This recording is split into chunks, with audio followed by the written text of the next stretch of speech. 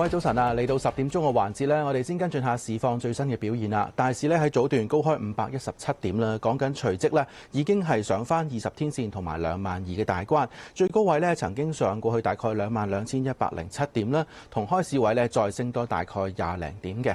不過之後咧，你見到個升勢咧有少少收窄嘅情況，22000咧暫時就未能夠維持住。而家升勢收窄到大概351點啦，做21911點。四大分類指數方面咧，全線上升嘅，金融指數升緊395點啦，大概喺37200嘅水位。至於呢，就係公用同埋地產指數啦，分別都係升緊100點過外嘅位置。至於工商指數啦，而家升緊245點啦，係12528點嘅水平，成交呢，大概係707億幾嘅。可以關注埋呢，就係最新嘅市況方面呢，喺呢個係活躍港股嘅表現啦。阿里巴巴方面呢，而家係升緊大概4%啦，去到114個半。而家呢，就係騰訊排第2位嘅，升2%啊，做472個2，升咗11個8。小米方面啦，都升緊4%啦，喺46個2，升個8嘅。美團而家升緊8毫子，升幅稍為弱一啲。早前呢，市況見到顯著回調啦，佢呢都係有個壓力比較大，上日嚟講嚇。暫時嚟睇第5位，仲有恒生中國企業 ETF 而家升緊1%，做82個3毫半。可以睇埋第6位方面啦。而家咧盈富基金向好啦，升1%嘅，做緊22個2毫2。比亞迪啦，升緊13蚊，升幅3%個外。康方生物咧升緊3個8，升幅4%啦。港交所升上340蚊大關，升咗5個6嘅。而普普馬特方面咧升咗4個9附近啦，大概去到180蚊7毫嘅關口喎。再睇埋啲藍籌股方面啦，匯豐咧而家升緊1.7%啦，升1個半嘅。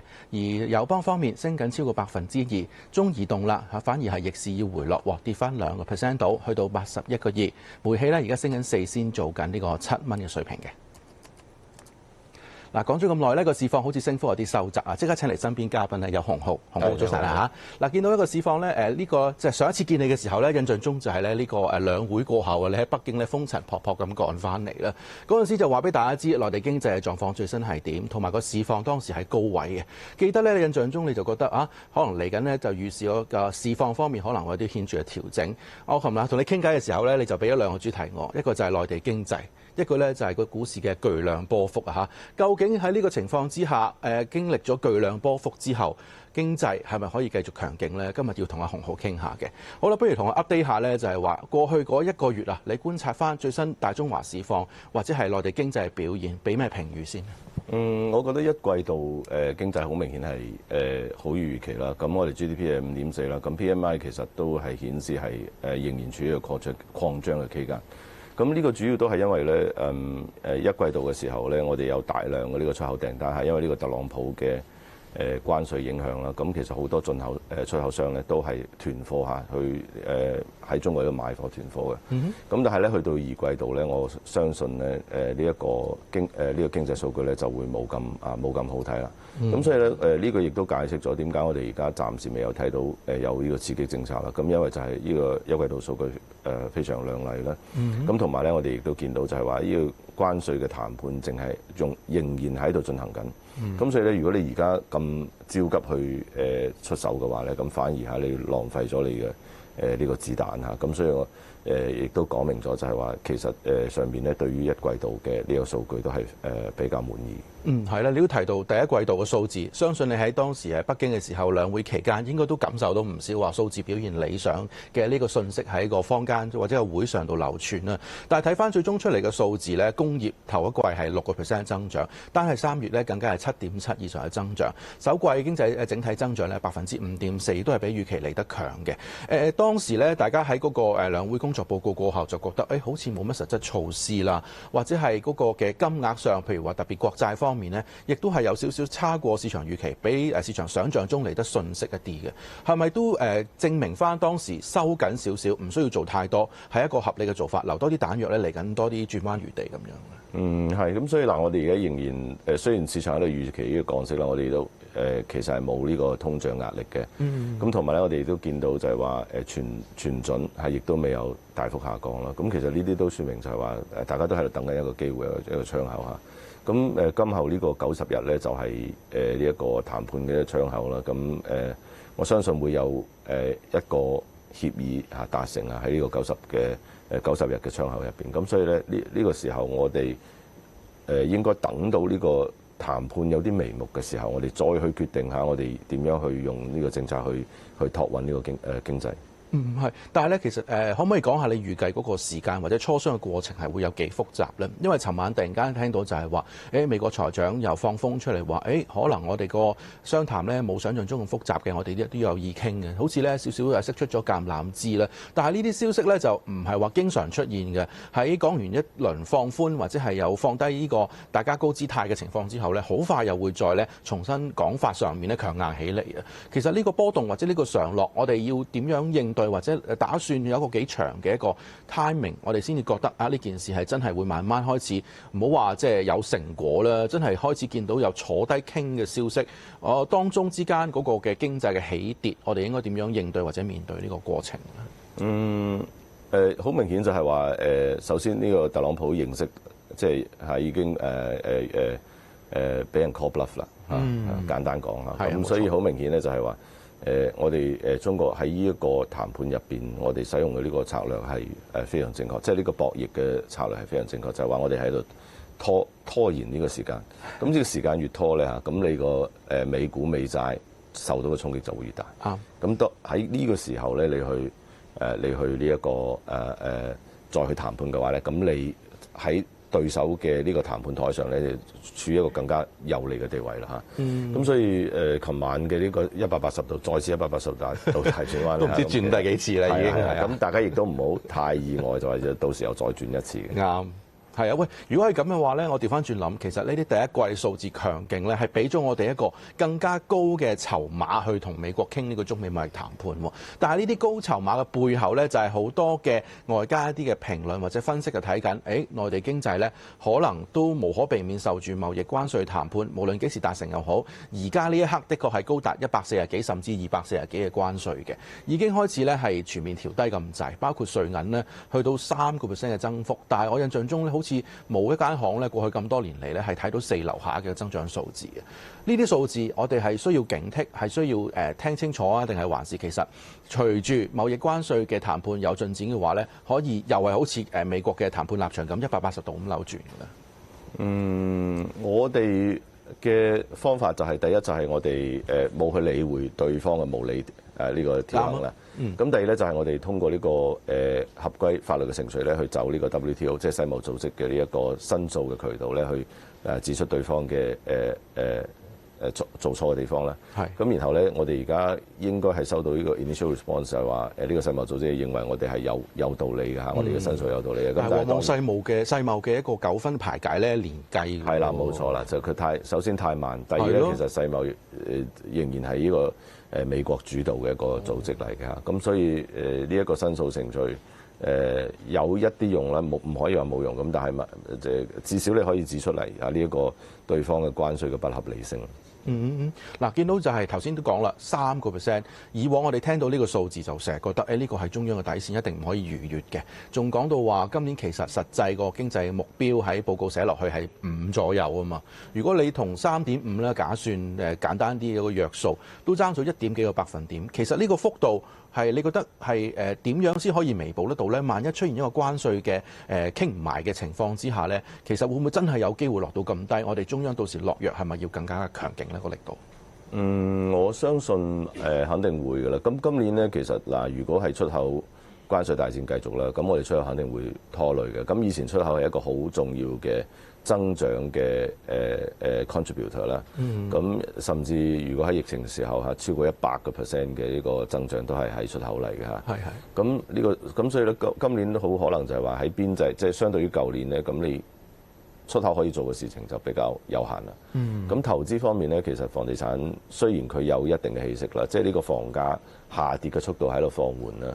咁但係其實佢係未有仍然係未有見底嘅嚇。即係咁或者係我哋仍然未有呢個見到開發商咧大規模咁去攞地，大規模去建新屋㗎嚇。咁而家都係仍然處於一個消化存貨嘅階段。咁所以咧，你而家見到就係話你投資對於增長嘅貢獻亦都會有限。亦都有限嘅。咁所以咧，如果係咁樣嘅話咧，咁呢個政策嘅刺激，尤其係政府消費對於增長嘅刺激就要加強㗎啦。好啊嚇，知道咧，阿洪生應該就仲有話題可以再分享嘅。究竟係咪真係落到咁低嘅增長數字咧？一陣間再請教，我哋休息。翻嚟咧，繼續有洪灝喺身邊嘅嚇。頭先問到一個重點嘅問題，而家啲增長咧有啲預測全年睇到得翻三鬆啲嘅水平啊！即係以往我哋聽到4樓下已經覺得警戒線啦，就係一個警號嘅水平嚟嘅。會唔會真係咁差咧？洪灝，你而家對於市場上呢啲嘅推測或者係啲預測，覺得個水位準唔準？你自己心目中覺得係全年增長係幾多？嗱，我哋咁樣睇啦，GDP 如果GDP 入邊咧，大概有增長有20%係嚟自於出口啦。咁假設最後嗱，我哋假設最後我哋中國關稅去到35%，而家係20.5%啦。咁佢一次過加到35%。咁如果咁樣嘅話咧，假設呢個美國嘅出口跌咗一半，整個出口萎縮一半嘅話，咁大概你會睇到大概有0.5% 嘅GDP 嘅增長嘅衝擊啦。咁所以如果係5嘅話，咁我覺得有4.4左右應該係一個比較合理嘅預計啦。咁呢個係即係預計我哋關稅係35%，咁同埋咧其他嘅呢一個冇更加多嘅壞消息去出現啦。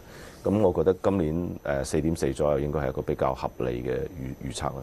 咁就唔會落到3咧，起碼大家心咧都會即係覺得安定一啲咧，至少唔會話即係個增長突然間顯著失速咧，嗰個發出嘅警號就更加令人擔心啦嚇。不過頭先講咗好大嘅一個問題，內地嘅經濟究竟係點，或者係內地嘅一個增長嘅動力來自邊度？其實好大嘅關注點咧都要嚟自特朗普究竟佢想點啦嚇。嗱，琴晚咧又再次表現呢，就係轉態轉到我哋都頭都暈埋嘅。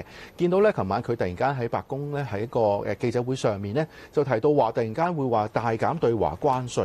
佢嘅講法咧，而家對華關稅係145%啦，但係之前白宮有啲嘅講法就係話其實係200幾嘅，多個數字就唔理啦，總之係超級高啦嚇。但係咧就話關稅咧可以大減，但不會降至0嘅水平。又講到咧中國咧一定你同我傾得點先得㗎，傾唔掂嘅話咧，好似就即係好麻煩㗎啦。亦都提到就係話咧嗰個協議應該會令到中方可以感到滿意嘅。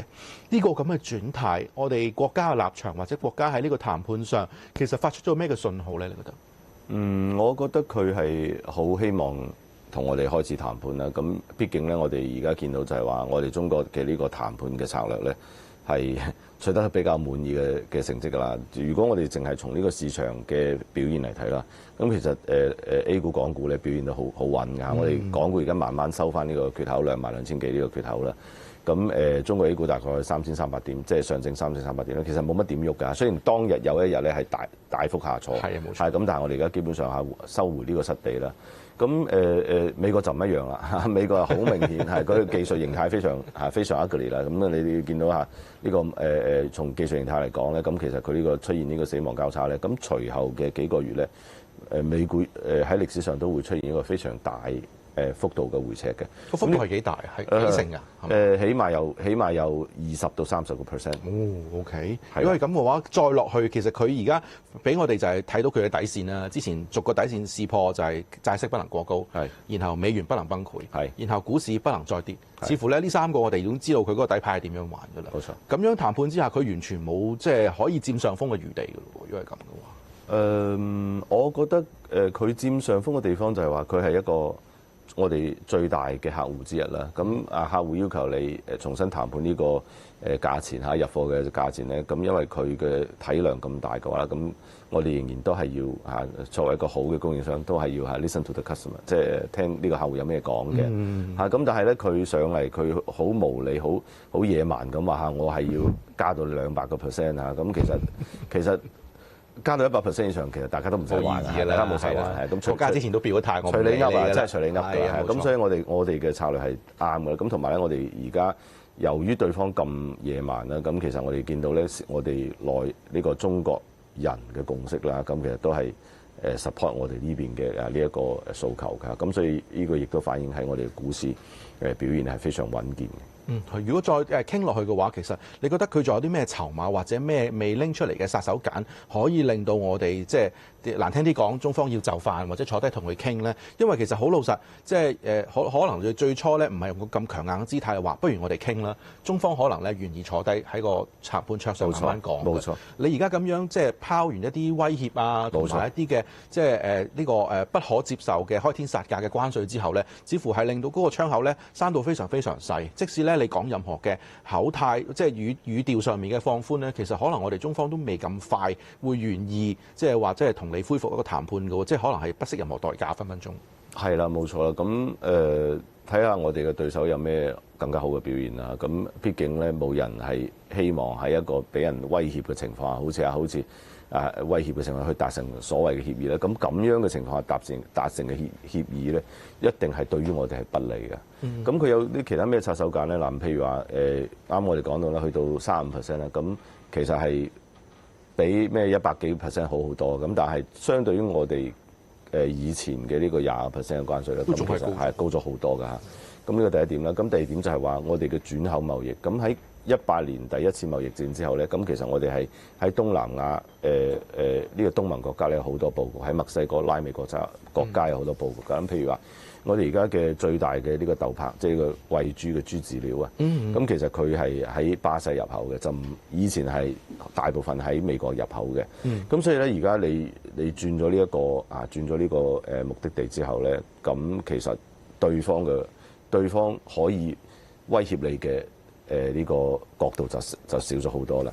咁但係咧，美國可以喺呢一輪新嘅貿易戰入邊咧，佢就話要求呢啲國家對於中國投資嘅工廠生產出嚟嘅東西都要收關稅。係啊，似乎佢越嚟越橫蠻。冇錯啦。咁如果係咁樣就好難搞啦。即係雖然對華關稅係35%咧，咁但係我哋喺東盟嘅佈局啊，喺拉美嘅佈局，咁就會受到好大嘅影響。係啦，之前成日講一家中國嘅嗰個概念啦，其實睇同越南嘅談判已經見到端倪㗎啦。好似就係美越兩方就越嚟越傾得埋啦，但係咧當中咧牽涉好多就係話越南一定要嚴謹咁樣守住越南製造呢個標籤嘅嗰個嘅發出嘅嗰個嘅嗰個嘅規則啊，即係唔可以話咧可能其他地方運過嚟做中轉，然後你加少少嘢上去咧，又標籤為越南製造。喂，但係呢個好唔符合世界工廠或者係地球村嘅一個概念嚟。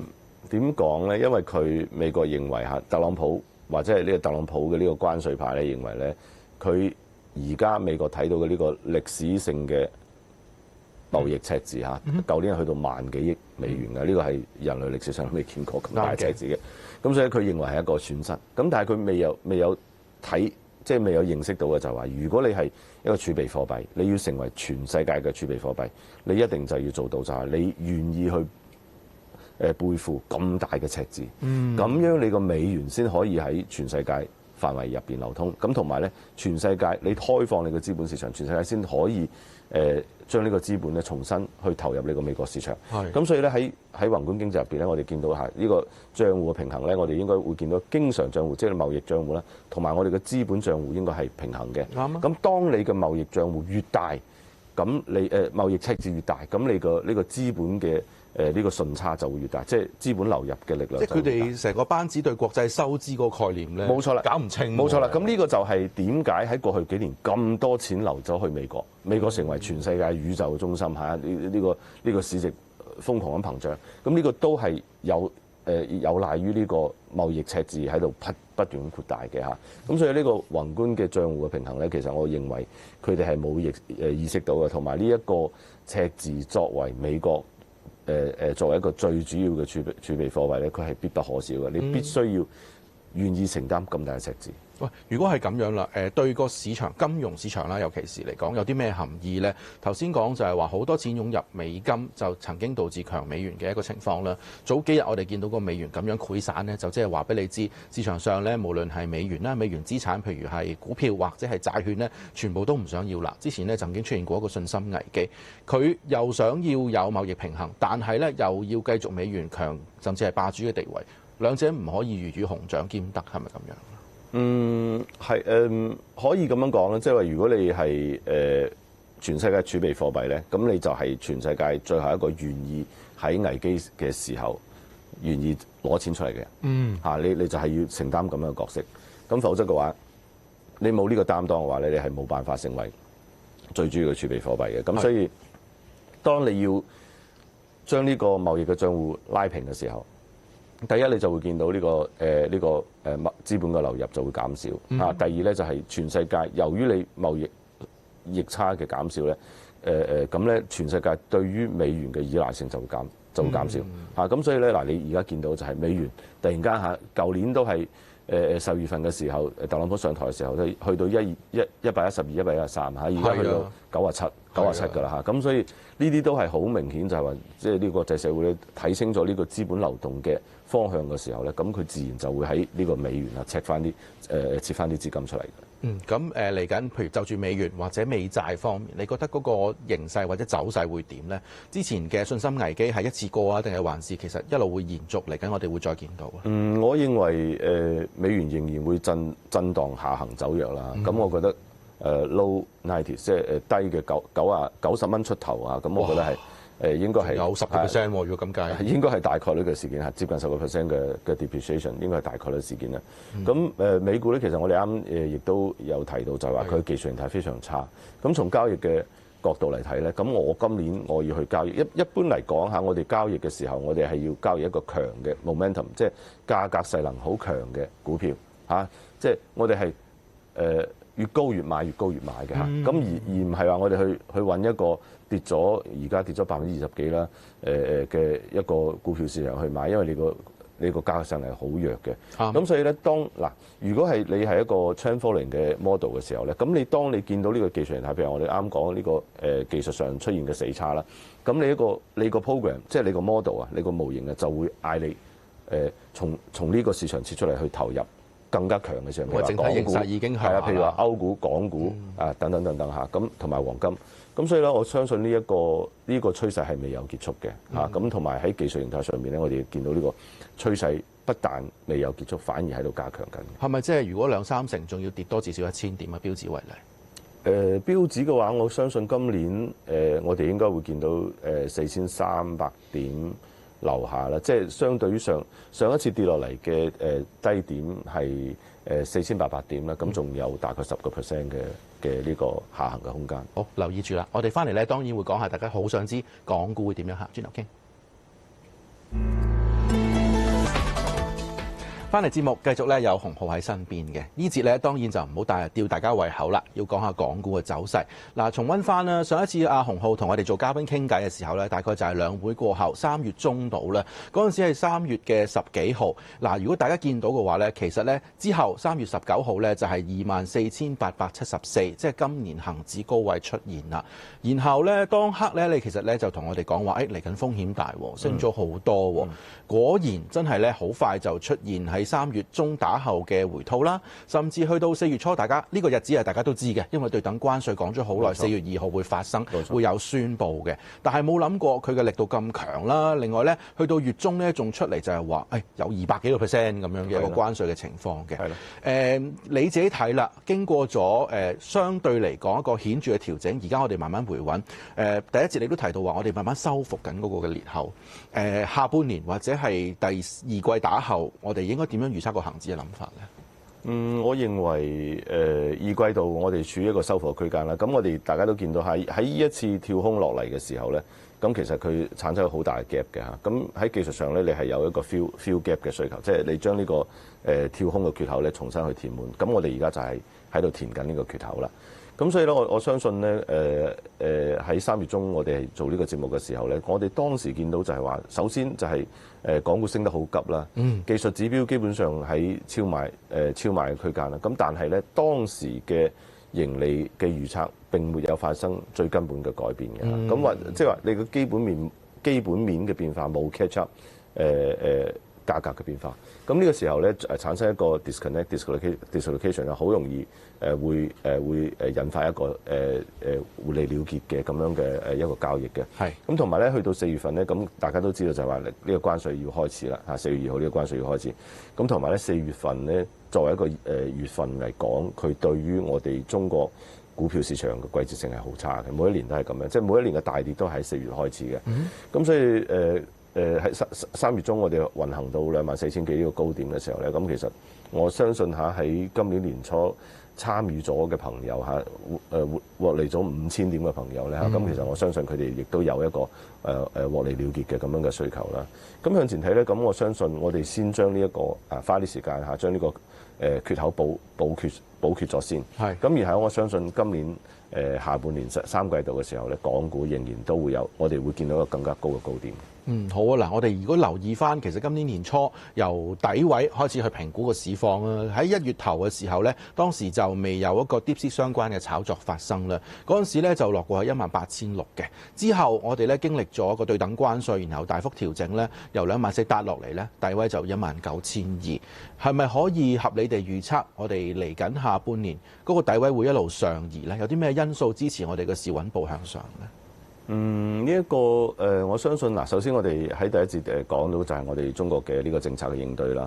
咁同埋咧，如果關稅咧得到一個比較順利嘅談判下，達到一個協議嘅話咧，咁我相信情緒上面亦都會有幫助啦。咁即係我哋而家見到有好多不確定性，尤其係呢個關稅究竟要收幾多個 percent 啊？幾時先可以水落石出啊？同埋相關嘅行業會發生啲咩變化？咁其實呢啲不確定性咧，都係喺度干擾緊我哋個投資嘅決策㗎。咁因為咧呢一啲東西咧係好難用好快咁樣用呢個價格去計入嚇。究竟我哋呢個譬如話35%嘅關稅，我哋究竟要計入幾多錢入呢個恆指嘅目標嗰度？咁所以呢啲都喺度干擾緊我哋嘅。咁所以喺咁大嘅不確定性入邊咧，咁嗱，我哋從市場嘅運行嚟睇咧，咁我哋見到啦，大家出於咁大不確定性咧，咁大家就選擇投資黃金同埋其他一啲確定性比較高嘅東西啦。咁所以咧，我相信喺呢啲不確定性慢慢咁樣水落石出嘅時候，咁咧我哋應該會見到咧我哋個恆指咧應該係可以看高一線嘅。從多另一個圖表，我哋解讀下恒指呢個過去大半年嚟嘅走勢。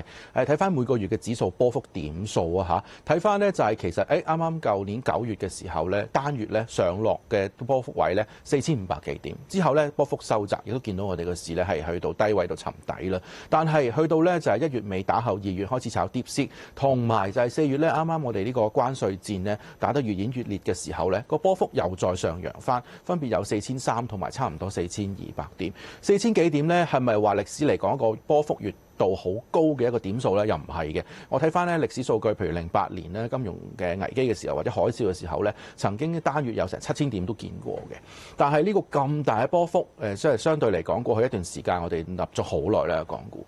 下半年係咪會維持一個咁波動嘅走勢呢？你覺得？我相信波動性仍然會非常高。嗱，咁我哋而家觀察到，譬如話喺美股方面啦嚇，咁我哋觀察到就係話佢實際嘅價格嘅波動，同埋佢喺期權市場入邊隱含嘅價格嘅波動咧，咁其實實際嘅價格波動係即係遠超過呢一個，遠咁超過呢個隱含價格波動嘅。咁喺實際歷史上面咧講俾我哋聽咧，就係話一般嚟講呢個期權入邊嘅隱含嘅價格波動，最後都會向呢個實際嘅波動靠攏嘅。咁所以呢個亦都意味住咧，就話喺未來嘅幾個月仍然都會係好顛簸嚇，即係上落落上上落落。咁我覺得我哋一個月變化4000點，咁我覺得我哋會繼續咁樣見到咁樣嘅行情。咁嗱，我哋相信咧就係話嗱，舊年9月份嘅4-5千點咁樣係我哋係向上啦。咁但係今個月咧係向下嘅，冇錯。咁所以咧，你會見到係上上落落上上，好似過山車咁樣。咁所以咧，呢一個實際上面嘅波動，大家一定會感受到喺未來幾個月。咁但係咧，亦都不妨礙喺我哋喺震盪上邊，喺我哋嘅低位不斷咁提高，同埋咧我哋嘅港股咧喺今年下半年咧應該係有一個新嘅高點嘅。好，咁啊講咗咁多唔同嘅分析技術嘅因素，點樣套用落去現市況當中？我哋而家喺個實際操作，譬如話喺港股個配置上面，應該係採取一個咩狀態，或者個倉位要揸幾多，係要減配定加配咧？我相信而家半倉即係50% 嘅倉位，咁我覺得係比較進可攻退可守係嚇，咁我覺得係一個比較靈活嘅倉位啦。咁同埋喺 exposure 上邊咧，我相信我哋嘅內需股同埋我哋嘅科技恒科技咧，仍然應該係有所表現嘅嚇。咁所以留翻一半嘅現金，咁我哋可以做一啲現金管理啦。咁同埋等待呢個機會咧，我哋會再去入場咧去重新去將呢個倉位加滿嘅。你講到內需咧，大家都想知多少少，就係話，我哋之前炒開熱門板塊，就可能係啲連鎖餐廳啊、打邊爐嘅火鍋股啊等等啦。呢排咧亦都有啲比較熾熱嘅，譬如餐飲股或者係茶飲股，我想講係嗰個炒作相當犀利嘅，甚至係個別一啲嘅金鋪連鎖店亦都係炒得相當犀利。呢啲都係好具有特色內地經濟、谷子經濟嘅概念嚟嘅。但係呢啲我哋有陣時會驚，就係話佢波動得咁犀利，會唔會俾多咗一個日價佢？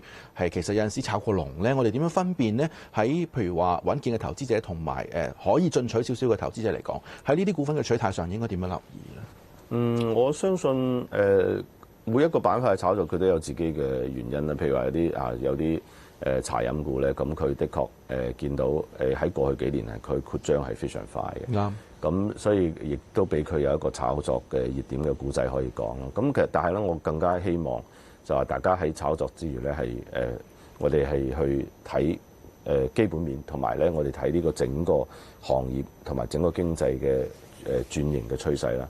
咁經濟轉型趨勢就係而家好明顯，就係話我哋由於呢個外貿可能會喺未來幾年都會比較艱難啦。咁所以咧，我哋反而要大力咁樣去發展我哋嘅消費行業嘅。咁我哋應該陸續見到有好多呢個政策去扶持呢個消費行業嘅發展啦。咁第二咧就係科技啦。咁好明顯就係話呢個科技係我哋中美嘅競爭嘅一個前沿陣地啦。咁所以咧，科技上邊咧，我仍然認為我哋嘅發展咧會受到好大嘅政策嘅支持。咁同埋咧，喺過去幾年咧，其實我哋亦都見到中國嘅科技咧喺美國喺科技禁運嘅背景下咧，我哋仍然有一個好嘅發展啦。咁所以呢啲咁樣嘅行業咧，我相信佢嘅持續上升嘅呢一個時間咧，可能會好過我哋去盲目咁樣去追炒呢啲市場嘅熱點。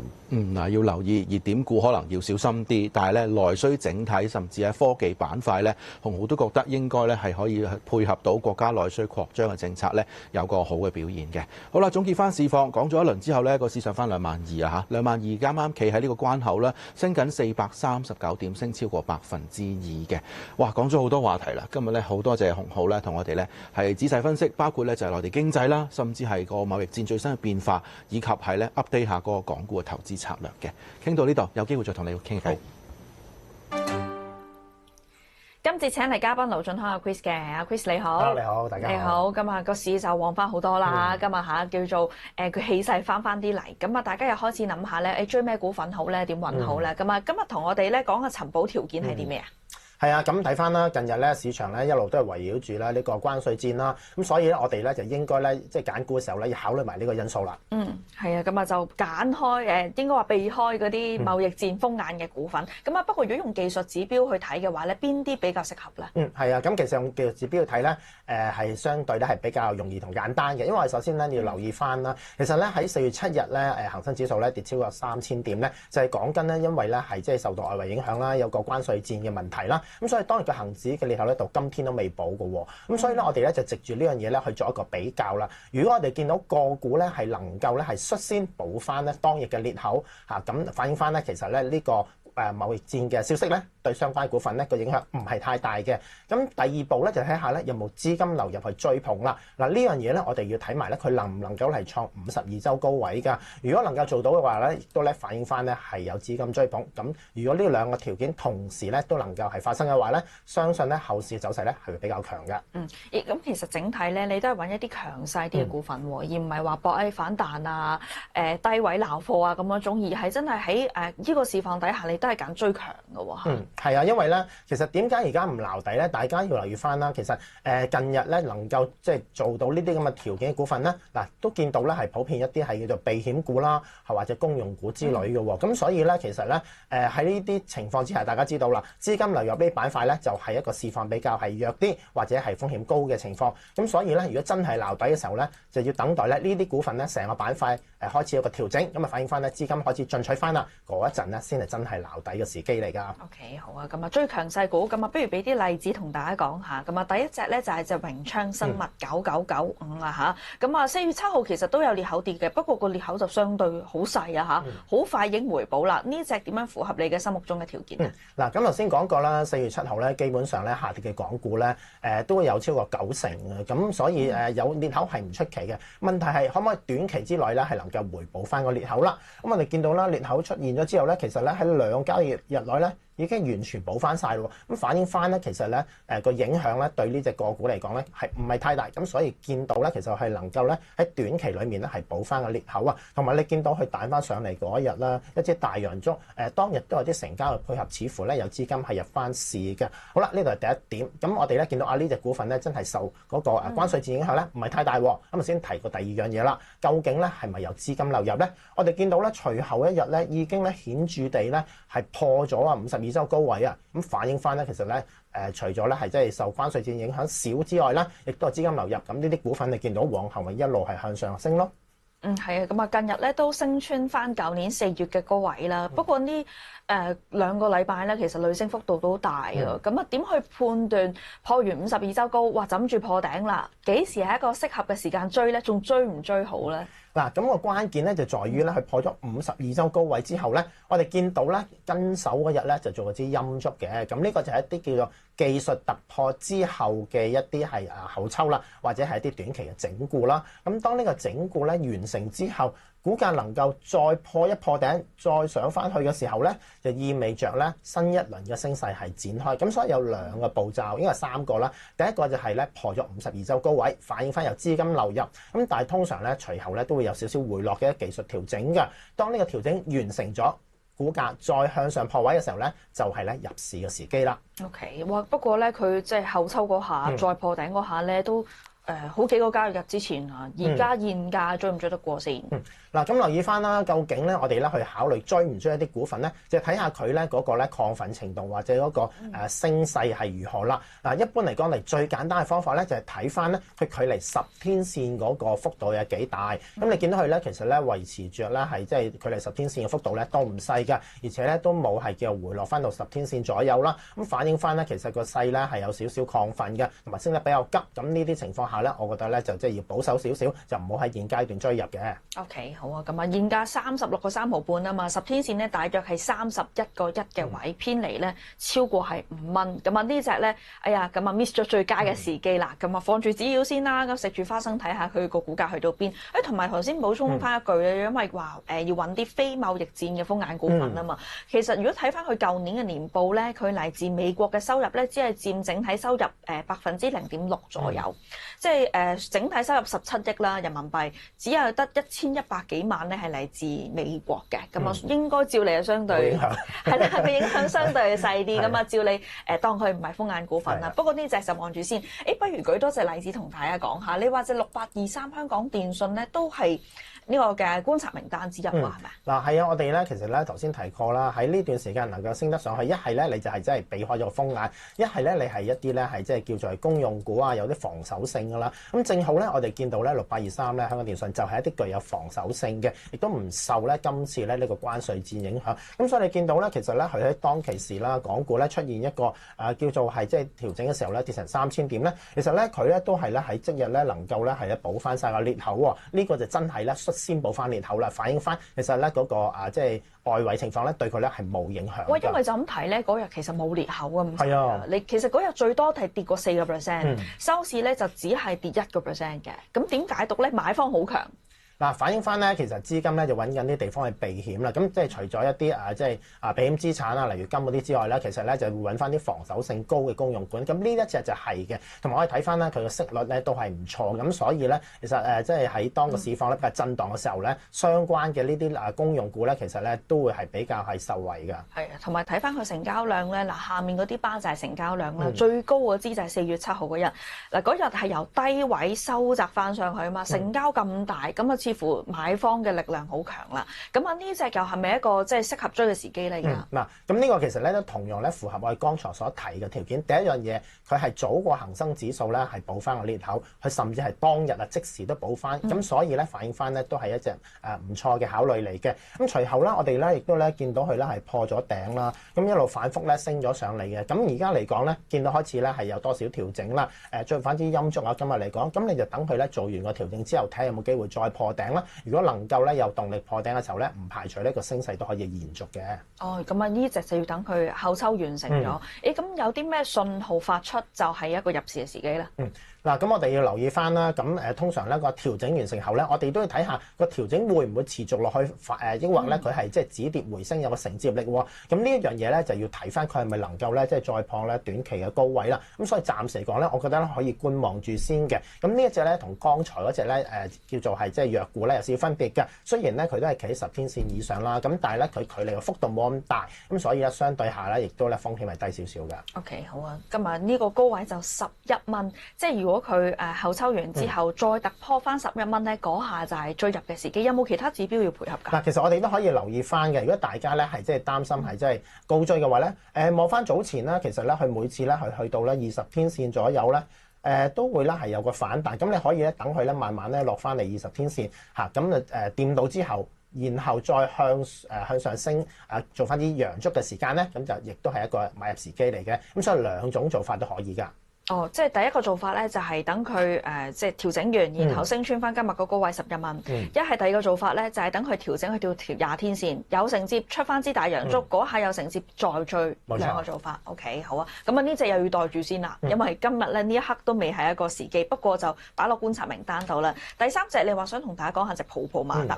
喂，泡泡瑪特出完業績之後，今朝早其實破過頂嘅，不過咧就有些少回軟，驚在咧喂開始冇力。咁啊唔知呢隻係符唔符合你嘅心水喎？嗱，咁我哋睇翻啦，條件符唔符合啦？第一個條件符合咗啦，就係補咗裂口啦。第二個條件咧，亦都咧係要即係破咗個頂啦，亦都符合咗啦。因為我先講咗破頂之後咧，係有個後抽回落噶嘛。咁其實出業績之後咧，似乎咧投資者咧就趁高位減持喎。咁回完之後，你睇下佢能唔能夠咧再衝上去咧破一破頂啦。如果能夠再破頂嘅時候咧，其實咧係即係有呢個業績嘅支持下咧，其實有機會咧都進一步上升嘅。咁當然就唔好而家回緊落嚟嘅時候買啦，因為咧我哋唔知佢真係要做一個明顯嘅調整啊，還是係一個短暫嘅整固。咁如果短暫整固完咗之後再上咧，話咧，其實咧就係一個入市時機嚟嘅。OK， 好啊。同埋其實咧呢兩日咧都開始見到佢個 RSI 有些少背馳啊。嗱，股價咪琴日其實破緊頂啦，今朝早都破緊頂嘅。不過如果你睇翻個9日相對強弱指數咧，就其實就冇突破咧4月頭嗰陣時嘅高位嘅。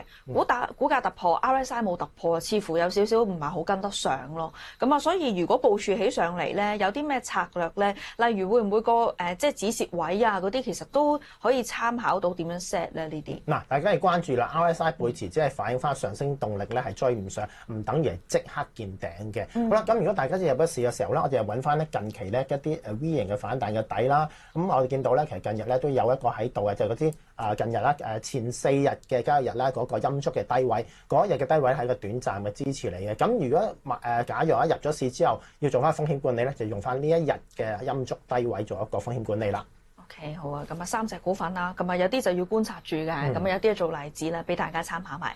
唔該晒 Chris 嘅分享，有冇揸住頭先講？嚟到11點鐘，又跟進下咧最新市況表現啦。早段咧大市咧喺高開500幾點之後咧，升幅咧一路係收窄當中嘅。不過咧曾經亦都見到咧係失守過22000關口，但係嚟到呢一刻咧，似乎咧又可以咧喺22000嘅水平度咧喺低位測試之後揾到支持啦。暫時升幅咧有493點，上到22056點。四大分類指數咧有金融指數升超過600點過外啦，去到37493點嘅。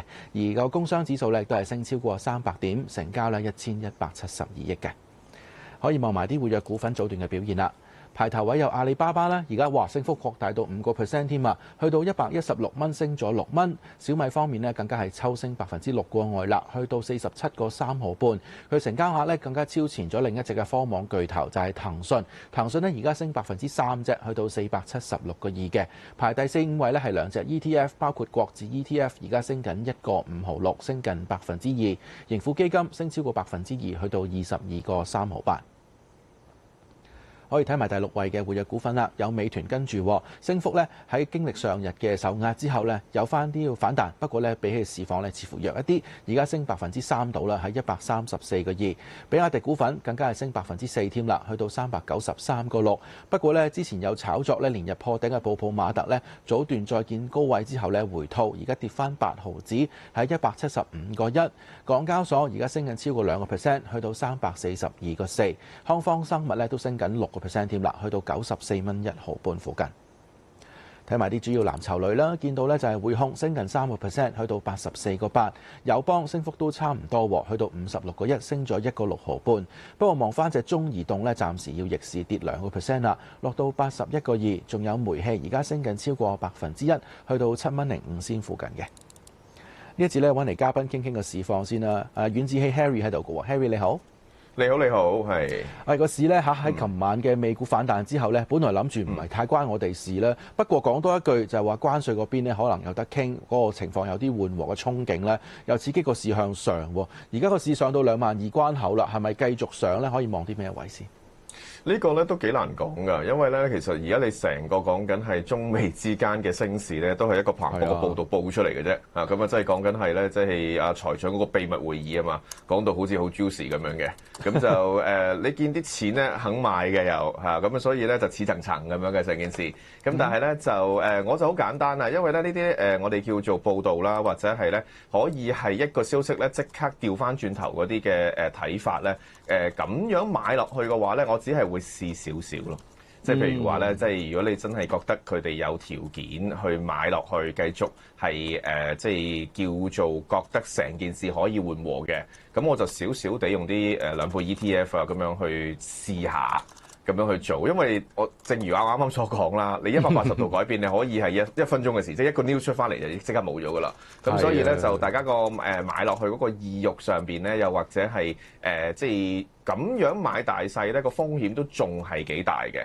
又或者其實如果你話一路都冇消息上嘅演變，你就唔知道究竟中間會傾啲乜嘢。好似台底上邊咧又聽到好多消息嘅話，我就會睇翻幅技術圖嘅。而家我哋見一個裂口上翻去。跟住又補緊3000點嗰個裂口，個大裂口。咁如果你話咧，佢一路咁樣衝翻上去，啲平均天線收復翻晒，而喺22000點佢 keep 到3-4日嘅，咁你咪加多一兩隻股份去試下咯。即係我就會慢慢去觀察下究竟個市場反應，因為啲錢嗰個嘅即係叫做實際部署先最重要嘛。咁所以咧就即係我就唔係太想估究竟件事係真定假，跟住我就睇一睇個市場反應先。又唔想咧，就係唔估嘅之下，又俾個市拋甩咗啦。簡單嚟講，即係其實你暗馬底覺得咧係有收復向上嘅條件，但係實在太多不明朗嘅因素。頭先你提到就用槓桿少少啦，同埋揀股方面咧好揀擇，淨係揀啲喐得比較快少少。咁究竟我哋望住嗰個裂口係其實幾時可以收復到，或者係仲有啲咩因素推動之下，我哋先可以奢望話嗰個裂口真係可以完全補晒上去咧？嗱如果你話要補晒上去嘅話咧，即係講緊咧，即係中美之間咧係冇關稅喎，其實唔 make sense 嘅喎，即係就算你講緊係中美有得傾，我當即係而家最好嘅方案，習近平主席肯同阿特朗普傾，咁你都係叫做個關稅上邊嗰啲百分比收復翻啲啫，佢唔會唔收噶嘛，即係點都會加啲嘅。咁所以如果你咁樣收復翻晒嘅話咧，其實個市場係憧憬緊另一樣嘢又或者係佢個別嗰啲企業啊，或者其他消息嘅第一季嘅業績原來好好嘅咁樣，但係我哋 which 而家未睇到住啦咁所以咧就即係我自己就唔係好信嘅，只不過呢個市場操作起上嚟咧，由於個波幅太大啊，即係所以對於咧即係某啲投機者嚟講咧係非常之吸引噶嘛呢個波幅，即係你短炒下好短嘅一啲嘅，點解我用 ETF 小注槓桿我就咁解啫嘛。不如試少少，又驚唔執輸嗰種，咁但係你問我心底裏邊咧，我就覺得件事係未解決嘅，係啦。真係好驚會執輸嘅，因為個市如果真係翻嚟嘅話，可能個動力又會比想像中嚟得強啦嚇。既然係咁，不如望下啲個股啊。有隻股份就似乎咧，就大家喺唔執輸嘅情況之下咧，成為沽貨套現買第二啲嘢嘅嗰個對象啊。941啊，中移動其實咧，尋日見到咧出咗個首季業績嘅利潤增長3.5%到啦，講緊咧淨利潤大概306億。我印象中比起以往見到嘅一個盈利增幅咧3%唔算低啊，但係今日股價翻嚟咁樣跌法，應該唔可以賴個業績係嘛？應該係諗下就係話市場上嘅資金部署，望住個市氣氛好翻呢，淨係睇住啲穩收突擊嘅股份咧，好似唔係好嗰個可取嘅投資策略喎，係咪咧？中移動咧，如果你話今日跌咁啊，我覺得你所講嘅原因，即係講緊個市況好翻啲，啲錢由個防守股度走翻出嚟咧，部分解釋到啫。但係咧，你話佢份業績係咪靚咧？就唔係靚嘅。咁啊，即係包括緊咧，就係個收入咧，其實係增長0.5%嘅啫。咁另外咧，就除咗話嗰個盈利之外咧，其實嗰個嘅 EBITDA 咧都係麻麻地嘅。咁同埋咧，佢個移動嗰個用戶數量咧，好少見佢跌嘅。係啦，即係通常佢都會有少少咁樣嘅穩定增長嘅，佢係跌翻轉頭嘅。咁所以如果你話客觀地評論中移動份業績咧，唔係靚嘅其實即係所以你話跌翻1-2% 咧，我又唔係太出奇咁所以咧，咁但係你話佢係咪唔穩健？跟住咧即係盈利基礎有啲乜嘢大問題，或者係令到佢嚟緊嗰幾個季度都會有盈利嘅下跌嘅幅度咧？咁我哋又睇唔到。咁啊，即係佢都唔係公佈咁多數字啫嚇，咁所以咧就暫時去睇咧，咁你會當佢逆市落翻去，咁同埋咧咁樣對於即係通常你買得中移動，你都唔係買個業務噶啦，你都係買佢收息噶嘛。咁80蚊樓上嘅中移動咧，得翻6厘幾息咧，其實就唔係平嘅，我覺得即係我都係揾緊啲7厘幾嘅中移動咁買落去咧，咁樣收息我先至覺得會比較即係我哋叫做穩妥少少，其實咁講嚇。的確係嘅，喺大跌市過後咧，其實你見佢連續6-7支陽燭咁樣抽上嚟咧，由77蚊去到最高咧差唔多84咧，呢兩日咧仲要係回翻少少，其實都係只係啱啱掂翻條50天線啦。其實你望佢咧冇好似個市咁咧裂口未修補嘅，佢已經完全填補翻啦。似乎咧個價咪行得快咗咧，喺個走勢上面咧可能都有啲定奪喺度啦。好，睇完隻941咧，不如又望下咧其他股份方面咧。中興通訊咧都係啲電信類啦，咁佢就設備類方面嘅都係出咗個業績啦，首季純利倒退1成嘅，收入咧就升8%到。嗱個股價方面咧，可能就係如果你睇呢啲咁嘅類別嘅股份咧，收入升咧，可能股價有幫助喎，係咪咁樣諗咧？又嗱你話份業績係咪好靚咧？我就評論唔到咁樣嘅結果，即係你話係咪即係有得增長，有好多股仔咁樣，咁係一般般嘅啫。咁只不過咧就係話，即係其實佢呢轉嚟講咧，一咧就係中興通訊咧，其實就應該唔係太受中美關稅嘅影響嘅。即係如果你話佢嘅受影響咧，應該一早受影響啦。佢俾人 black 咗好耐嘅，其實已經係。係咯。咁另外就個業務上邊嚟講咧，嚟緊咧都會繼續有翻個穩定上揚嘅。佢自己嘅業績咁講嘅，咁但係咧就即係今日咧，其實呢4%咧，以我而家同你講嘅一啲嘅原因咧，我解釋唔到嘅，即係有少少係啦，即係其實個業務就一般般咁，點解升4%咁多咧？咁我覺得佢跟住個市況有少少反彈嘅啫。咁呢隻咧，以往咧其實咧係同翻隻中芯咧，我都會有少少被界定為嗰啲民族股嘅。即係當即係中美之間有打壓啊，有剩嘅時候，其實佢就會有啲咁樣嘅錢會流入下嘅，咁你都唔排除有啲咁嘅原因嘅，係啦，咁有少少唔係基本因素嘅嘢嚟嘅，其實我覺得。其實今日見到咧啲電信設備類股份咧，個別都有啲升勢喺度嘅嚇。中興通訊方面咧，今日就升緊4%啦，喺22.6嘅。休息一陣啊，翻嚟咧，不如我哋就講下咧啲股份推介方面啊。翻嚟節目時間啊！呢節咧傾下兩位嘉賓嘅股份推介啦。梁潔文咧本身請咗假，今日咧揾到 Kingston 凌敬涵代班，仲有咧阮志希繼續坐喺度咧同我哋傾偈嘅。兩位早晨。大家好，大家好。如果係咁嘅話咧，我哋先望下咧，就係阿 Mike 啊，之前擺低嘅啲推介，究竟嘅回顧下個表現係點先啦。佢咧上個禮拜咧就揀隻友邦嘅，見到咧52蚊就成功入咗市噶啦。截至尋日為止咧，大概有4%嘅帳面賺幅啦。睇翻目標價咧，同佢57蚊咧，不過都仲有啲距離嘅嚇。呢排咧友邦算表現唔錯咧，追翻上少少啦。自從出現咗嗰個回購股份嘅最新計劃之後啊嚇。好啊，再跟進埋咧就係阿 Harry 啦。你見到咧就隔個禮拜前係4月9號嘅時候咧，叫我哋買隻中芯喎。當時咧見到個買入價咧成功 set 咗喺42蚊啦。截至尋日都係受惠住呢個國產替代概念啦，累積成1成過外嘅升幅嘅。仲有隻巨子生物啊，之前咧就都2個月前或者個零月前買入啦，就係66蚊附近嘅一個入市價。截至尋日為止咧就升到1成半咁多嘅。呢隻有啲故事喺背後喎，係咪啊？係啊，咁就以為配股啦，咁跟住即係佢已經捱過咗個3000點㗎啦，跟住又配股咁樣，哇，好鬼崎嶇去買呢隻股份。咁但係咧就即係繼續咁 hold 住佢咧，就係因為佢佢由頭至尾都唔關，因為佢冇嘢去美國嘅，佢全內需嘅啫。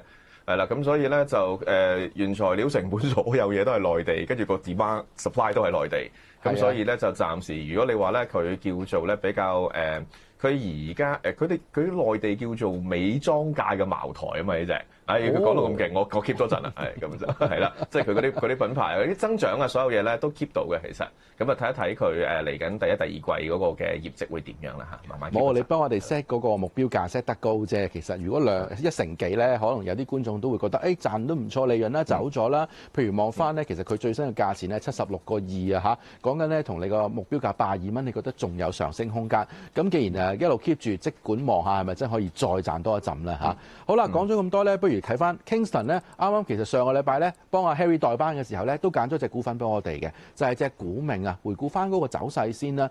上個禮拜咧就係成功買入之後咧，隔冇耐已經掂到個目標價18蚊，嚟止賺離場添啦，穩待1成嘅漲幅啊！阿 Kingston 啊，滿唔滿意呢個策略啊？好似止賺早咗，喺1日之後已經做賺咗。星期3推價，星期4已經係去到18個幾啦，已經係咁。跟住嗰兩日咧仲勁，係啊，跟住嗰兩日仲勁。今日咧甚至乎咧就創埋新高22蚊添啊！咁如果我真係夠膽啲推高啲個止賺價咧，應該大家可以咧獲利咧更加豐富嘅。不過 anyway 都好啦，起碼1日之內咧俾到大家已經賺錢嘅話，已經好開心㗎啦。好啊！既然係咁，我哋又繼續睇下咧 Kingston 呢個禮拜咧幫我哋揾到咩股份咧？揀咗呢個完全唔係以往揀開內需概念㗎咯。呢個咧係去到金屬板塊嗰邊，即係中國宏橋個理念喺邊啊？好啦，咁咧過去嗰兩次咧都係揀翻啲咧中國內需為主啦，消費啊飲品嗰樣為主啦。咁個主要個特點嚟睇嘅話咧，都係最主要做即係內需啦，同關稅咧完全咧冇關係㗎。咁而家呢一隻咧就係即係宏橋嘅話咧，畫面上見唔到嗰個因素就係其中咧就話佢亦都係咧內需即係點講內銷為主嘅嚇。咁咧就即係冇貨咧去美國嗰邊嘅市場嘅，所以亦都同關稅咧冇乜影響嘅嚇。咁佢3月份嗰時公佈業績嚟睇嘅話，相當之好啦。咁盈利嗰方面嘅增長咗成92.5% 嘅。咁咧亦都係咧毛利率嗰方面咧，收入嗰方面咧，亦都係有個好大嗰個上升嚇。咁所以呢個股價咧曾經咧亦都去過咧就即係上市嘅個高位16個幾呢啲位置嘅嚇。咁跟住咧個整體股市咧出現下跌咧，佢有調整嚇。咁除咗係業績好嘅話咧，佢個佈局嗰方面咧亦都好啦。咁因為首先咧講佢嘅市場最主要係喺內地本身自己嘅市場啦，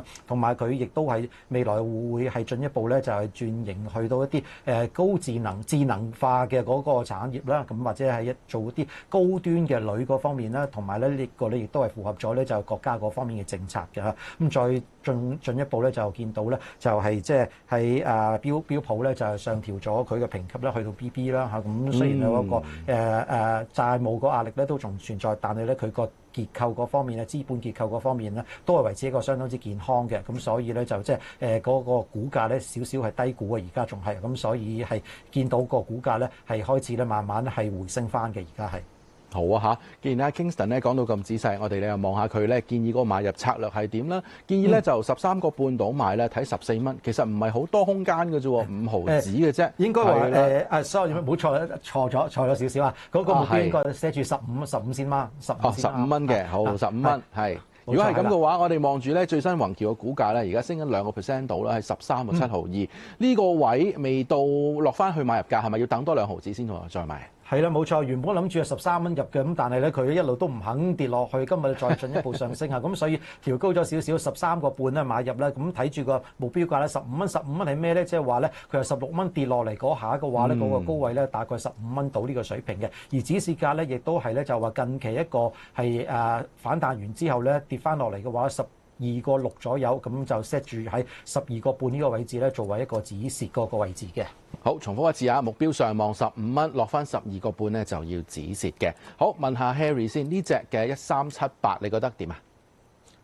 如果你話咧資源股咧近幾排波動嘅，咁但係咧就我諗主要波動嘅都係一啲黃金股啊、銅股嗰啲多啲嘅。咁佢就叫做穩定地咧，叫做捱咗個3000點嘅啫，嗰個裂口。跟住咧佢有一樣嘢好咧，就係佢派息好勁嘅呢隻公司， 10厘息啊，係啊10厘息嘅嚇。咁佢嚟緊除淨都會派，佢派1蚊嘅嚇，今次冇期。21號除淨係21號除淨，咁啊有啲錢會咁樣引入去，咁啊即係呢隻都可以諗下嘅，我覺得係。係啦，你頭先講話揾啲穩健股份要派息高啊嘛，可能呢隻咧分分鐘都係你心水都唔奇。不過俾阿 Kingston 揀咗先啦，下個禮拜你請早。我哋咧再睇埋 Harry 今個禮拜揀啲咩股份俾我。其實咧有少少都係咧跟翻之前阿 Kingston 嘅策略嘅喎，揀隻蜜雪喎。而家個概念係點啊？我驚俾人鬧我懶啊嚇咁，點解啊？因為我唔想，我其實就唔係好想諗關稅嗰啲啊，因為其實咧裏邊中間究竟發生啲咩事咧，你唔知嘅，到而家為止。係啊，啱啊。咁所以咧我就直接話揀隻蜜雪，我都有諗過股名嘅。咁但係咧就因為股名咧就即係佢啱啱做咗個 crossover，所以佢升晒上去咧。咁我覺得蜜雪嚟講咧，始終我啱啱翻大陸，夜媽媽成點鐘都有好多年青人喺度排緊隊嘅。我發覺真係好咁好生意㗎，好誇張嘅嗰個嘅增長都仲喺度。咁同埋咧就你話嗰個 PE 當然唔平啦嚇，佢個預期 PE 都34倍嘅。咁但係咧，你話成個關稅影響佢個收入成本完全唔關事，跟住即係除非澳洲收佢關稅嘅啫，就應該唔即係冇聽到啲咁嘅消息，否則嚟講咧，佢繼續出海嗰個概念，佢又唔係去美國嘅。咁就個店鋪增長又維持到目標，咁佢暫時嚟講，我覺得咧係會比較穩陣啲，同埋咧佢繼續係有機會去納入到啲可能啲國際指數添嘅嚇，咁啊就即係今日睇一睇佢個 ESG 嗰邊做成點，咁就暫時嚟講，我覺得嗰個上升趨勢都仲係幾犀利咯嚇。好啊！你提到個關稅咧，就唔會好影響公司嘅成本收入結構啦。又話咧會維持翻店鋪嘅增長目標。大家知啦，蜜雪咧喺內地嗰個嘅店鋪零售網絡相當龐大嘅，有啲人話甚至可以媲美呢一啲巨型嘅連鎖嘅餐飲店啊嚇。講到個買賣策略方面咧，望翻現價，又破緊頂喎嚇，喺510蚊嘅位置啊！而家咧仍然升喺8%過外嘅。好啊，你睇翻個目標咧，上到600蚊喎嚇。導演同我哋 update 一下嗰個嘅圖表就會揾得到噶啦，係睇600蚊，亦都指示咧就喺450蚊嘅水位嘅。如果係咁嘅話，你哋會點樣去評估呢個嘅走勢係咪可以繼續破頂啊？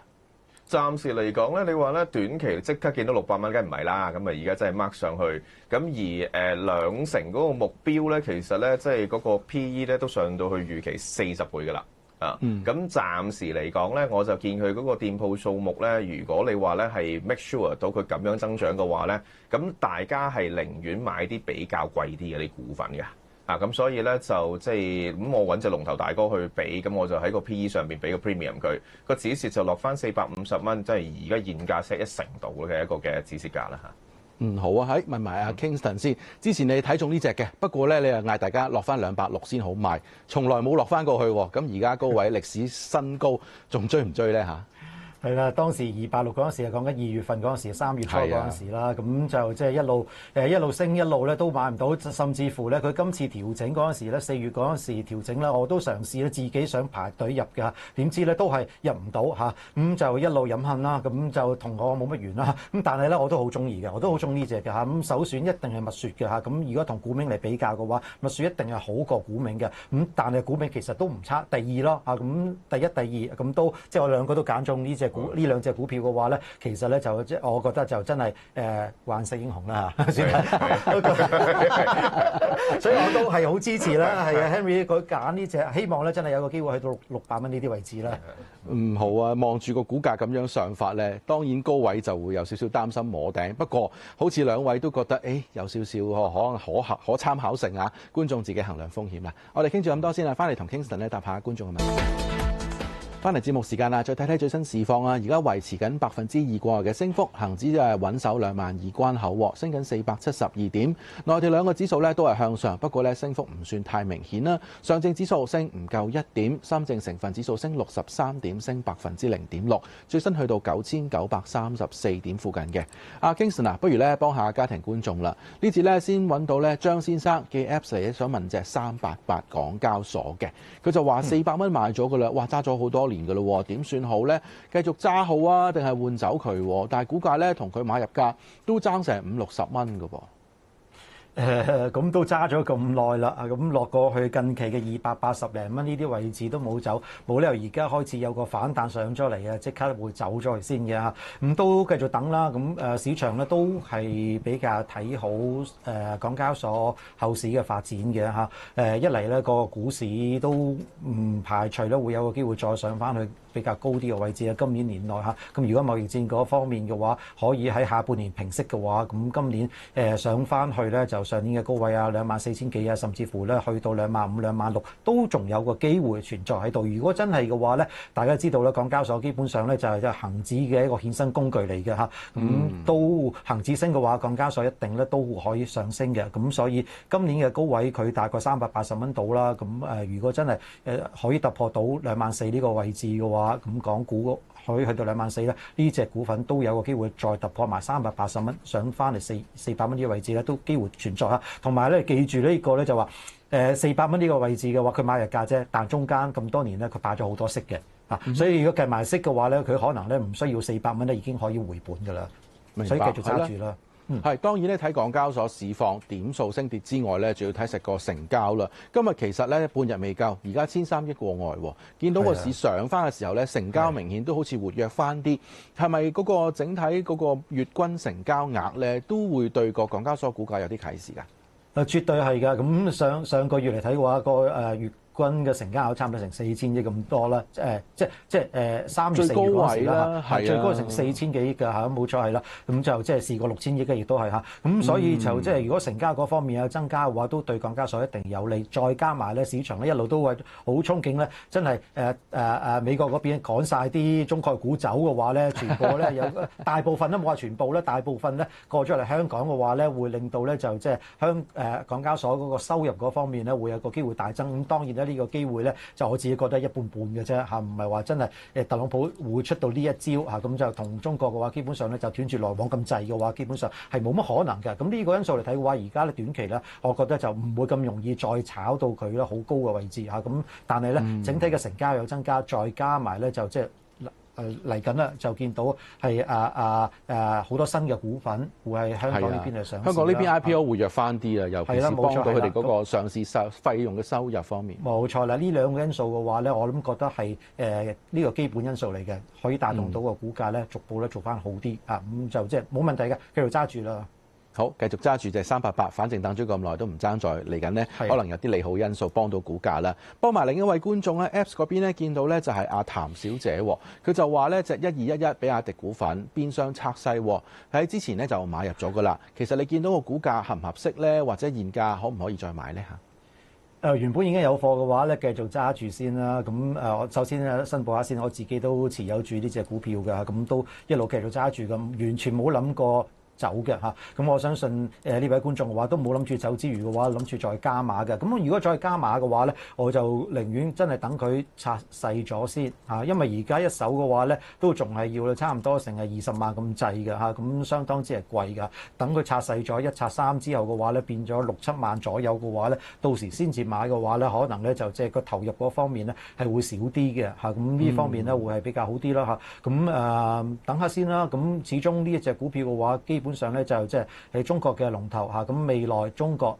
喺電動汽車或者係整個車個行業入邊嘅話咧，係要領先於全球嘅嗰個希望，就係呢一隻嘅股份身上嚇。咁所以呢隻股份絕對咧係值得咧係一個股王嘅稱號啊！未來嘅5年至10年嘅話都可以繼續睇好嘅嚇，可以有機會真係拆細咗之後咧，低位度咧可以真係再買翻呢隻股票，增持呢隻股票嘅。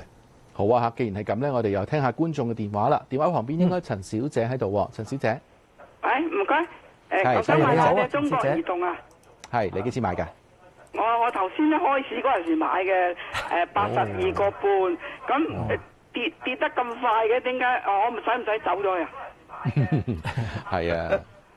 好，咁嗱，其實跌得咁快嘅話咧，我覺得就因為好多啲股份今日咧就有所謂嘅一個 risk off 嘅情況啦嚇。咁先前呢個股價你見到咧已經係大升咗好多日嘅啦，連續咧就係差唔多成7支嘅陽燭出咗嚟之後咧，尋日先至有個陰燭出咗少少陰燭出嚟，今日再跌翻落嚟多少少嚇。咁原因咧就係話先前咧就大家去買啲避險嘅股份，咁買咗呢一隻，佢已經係先升咗先，升定咗之後咧，先至到今日咧公布佢嗰個首季嗰個業績嘅嚇。咁一嚟咧就先升咗啦，咁第二嘅話，今日咧就即係有少少獲利啦，又公布咗業績啦，市場嘅資金咧追捧翻一啲咧就即係高風險嘅啲科技股份度啦。咁幾個因素咧帶動到呢隻嘅股份咧，今日咧有個比較深度啲嘅調整，深度啲只不過都係2%啫，唔需要擔心嘅嚇。同埋你而家落到去咧低位嘅位置咧，大概10天線咧同埋50天線咧都係81蚊到呢啲位置咧